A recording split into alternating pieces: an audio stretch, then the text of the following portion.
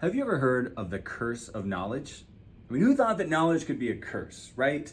But in sales, it can definitely stunt your ability to be understood. If you're an expert, your knowledge is a 9 or 10 out of 10. But you know your client's only at a 4 or 5.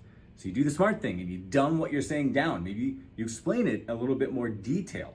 But there's still a huge disparity in that gap of knowledge, which is causing the prospect not to hear or understand what you're actually saying. See, most property management entrepreneurs are often fixated on the technical service delivery more than they are in marketing, sales, and growth.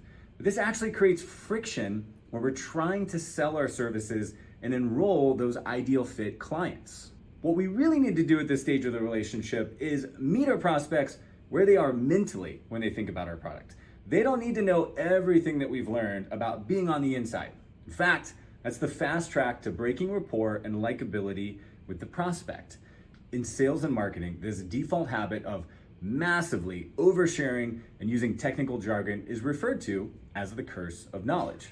And there are two negative side effects that arise from this curse that can cause you to lose sales and frustrate your prospects. First, we end up using insider language that means a ton to us, but that only confuses the prospect.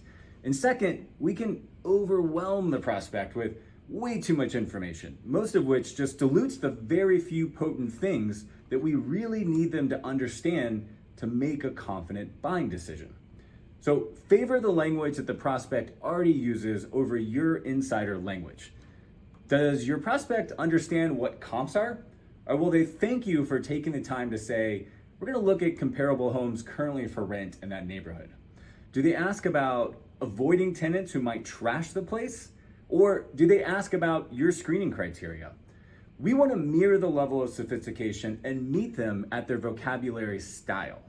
Also, be aware of any acronyms that you might be using, such as PMA instead of Property Management Agreement. Remember that you do this every day and they don't. So don't be lazy with your communication, because that's what that is. And sure, the specific legal term is notice to quit. But the person on the other end of the phone is confused when all they did was ask you about a non-paying tenant.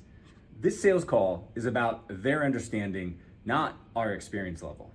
Using too much insider language clouds the conversation and leaves your prospect confused. Confusion is the enemy of closing.